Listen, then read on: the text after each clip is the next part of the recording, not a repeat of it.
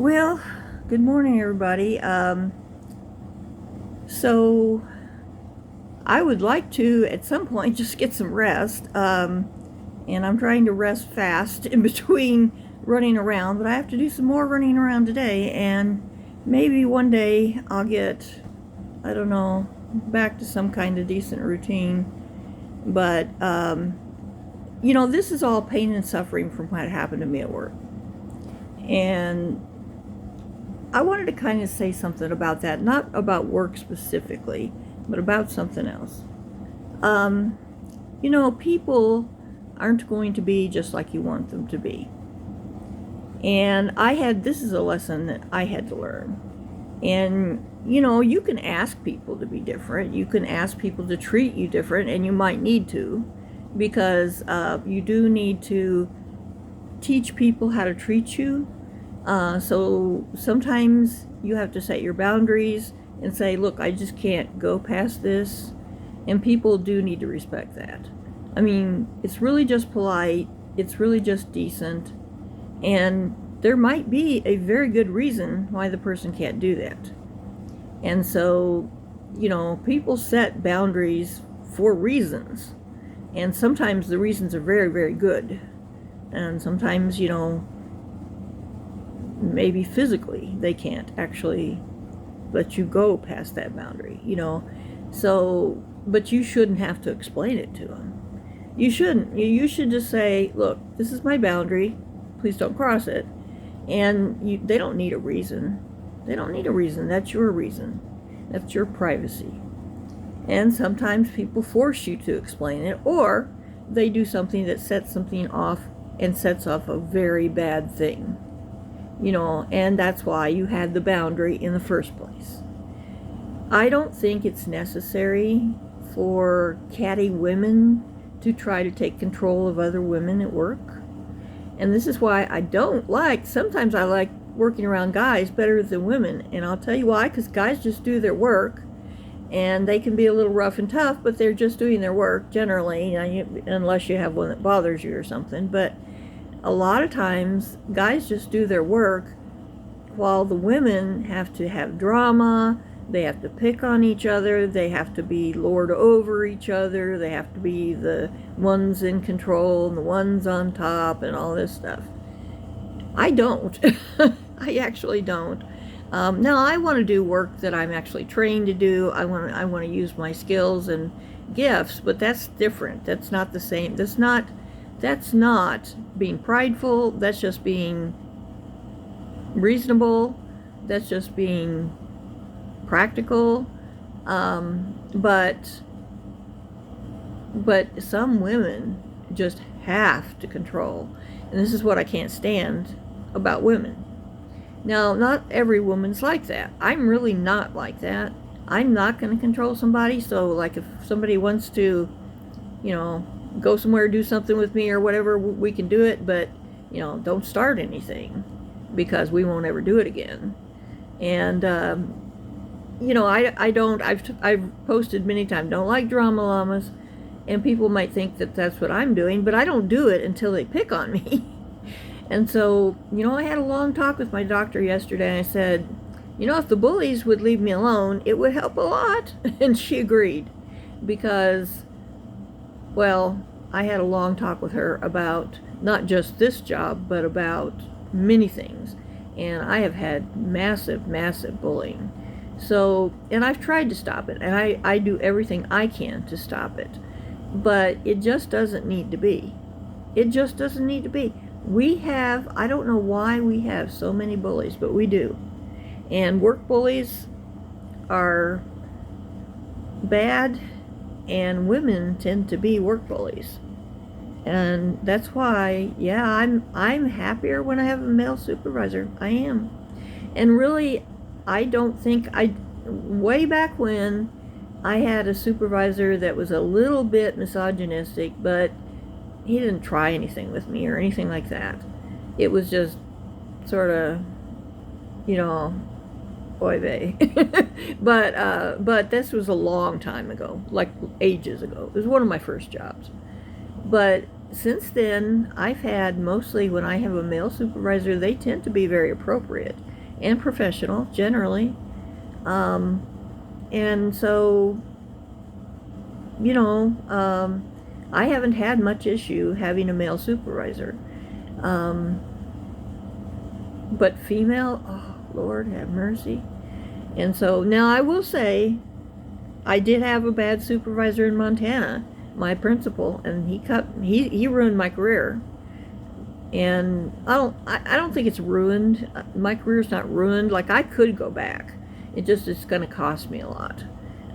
You have to pay fees for certifications, blah blah blah, and I could qualify and I could do it, and I've thought about it, but I have to have the money. So that's something that's been stopping me. The other thing that stops me is the current politics, and I don't know what's going on in the schools, and I don't want to be caught in something that I don't want to be caught in. So that also stops me. When we had the elections, I stopped all efforts at trying to go back into education. And if we ever change leadership again, I might try it again. We'll see. But anyway, and I've thought about trying it, but I just don't know what I'll find, and I'm just a little afraid of that. But it's just not, it shouldn't happen for women to bully women. It shouldn't happen. You know, and basically, I didn't say that much to these women, although I did one of them very briefly, but it was enough. But mostly, I try to walk away. You know, I will leave. I will leave. And I tried to, but unfortunately, my body couldn't take it. And, you know, and my body shouldn't have to take it. You shouldn't have to take people's control, people's power games, people's, you shouldn't have to take that. And I told my doctor about the whole cell phone thing at work, and she was like, she agreed with me. She said, I've almost never heard of that. And I'm that's the way, yeah, you know. Of course, you know, I don't usually work for a large corporation. I usually don't. Well, most of my life, majority of my life, I've either been in schools or nonprofits. And that's one reason I'm poor, because it doesn't pay, but it is rewarding. And it is something we need. And society needs it. And I filled a good place in society doing that. I'm happy and proud about that. I'm glad I did it. I wanted to make a difference. And I wanted to make a difference when I was working too. And I always tried to do that. And now I'm just like working for the man. We're just making money. And that doesn't really have a lot of purpose and meaning for me. Not that I can't do it. I can do it, you know, because sometimes you just need to make money. But it doesn't have purpose and meaning for me. Now, something that might have purpose and meaning for me in a large corporation is to work at, I don't know, conflict resolution, or you know, something where I'm helping the people who work there. That might be something that would be good, but that might give me some purpose, you know. But giving samples of food to people, I don't know that has a lot of purpose, even though I did enjoy it and helped me meet a lot of people in town, and that was nice. But what's going to happen with the job? I'm not sure. I need to get well, and I probably could go back to work, but I would need to know I'm safe. I just have to know I'm safe. I can't risk a stroke. I can't. So, you know, and the thing is, at the end of the day, there was no call for this. There really wasn't. So, and the other thing is, if anybody's going to tell me what I should do and what I should not do, it should be my own supervisor. And they shouldn't do it in front of the entire store. So, you know, I have had jobs where I've had somewhat supervisory capacity. And I learned early on, do not humiliate people. You know, if you need to tell them something to do it better. You need to do it in private, and it needs not to humiliate them in front of the public, especially, or other people. That's just not okay. So back to what I was talking about. People are individuals. Now you might say, oh, the group matters and the individual, that whatever. I'm tired of the whole everything. I don't want to hear it. But to be honest, the group may be important, sure, but it's made up of individuals. At the end of the day, it's made up of individuals. And I think that a lot of people cannot argue that. They may try, but, and with individuals, you can moderate their behavior somewhat, but you can't just force them to be somebody you want different from what they are. So, and something else that I told one of my corporate people in an email, which is very true, is that, she says, well, I intended to, and she came off really bad to me, really bad, but my intention was, and I said, have you ever heard an old phrase, an old saying, that the road to hell is paved with good intentions? And what that means is you can intend good, but you might do harm. A lot of professions like doctors and things like that, and I don't know if they still do it or not, but one of their guidelines was do no harm. Do no harm.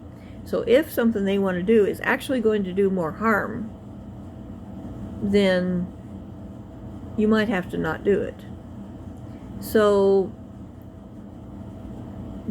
I told her that, and I said, it really is. And this is after she even smarted off to me after I told her what happened to my brother, which is not cool. I have to go back and look. I don't even know if she said she was sorry for my loss. But she might have, I don't know. But that's what happened there with him. They thought they were doing the right thing, but they really weren't. And what they did was great harm that even resulted in a death. And it's not just a death. It was a death of my family member, my sibling's family member, and that actually he had a large circle of friends. He had made contacts all over the United States, Europe too, and he just had friends everywhere. And it affected many, many, many people's lives, not just my brother's, not just mine. So, corporations, I know they're all about money. And I know that they just want everything to go just the way they want it to go, and they don't want any deviation. But if they have people, they're going to have deviations. And they have to deal with that. That's why you have HR. But all HR does is try to whip you into shape. And really, you need to do better. And I think a good corporation, if there is such a thing, ask me later, but if there is such a thing as a good corporation, they need to do a lot better, particularly by sincere people who are trying to do their jobs. I miss my work. I'm sort of, in a way, and I could have gone back. I could have gone back today, but I was scheduled, and I don't know what's going to happen next week, but I really needed to be off. I did. I've got to get a handle on my health. I've got to. It's imperative. And I'm very close to having something happen. So, in fact, she's surprised it hasn't happened yet. Me too, actually. So I've got a bunch of instructions to follow, and I'm working on it. I've already done some of it. And today I need to work on a little more of it. So I'm going to try to do that. I swear I've been running and running. I have not been resting at all, and I'd like to. I guess the weekend I will probably. But the weekends aren't very restful. Usually it's smoky, it's noisy, it's, I don't know. I usually don't rest much over the weekend. But we'll see. And so, anyway, I just wanted to say, you might get people to cooperate a little. You might be able to moderate behavior a bit. But you can't change the inner core of who a person is. And if you're with somebody and you really can't tolerate them at all, then you need to say goodbye. And then everybody needs to find better fits. But, patience goes a long way. And I can tell you, kindness goes an awful long ways. Thanks.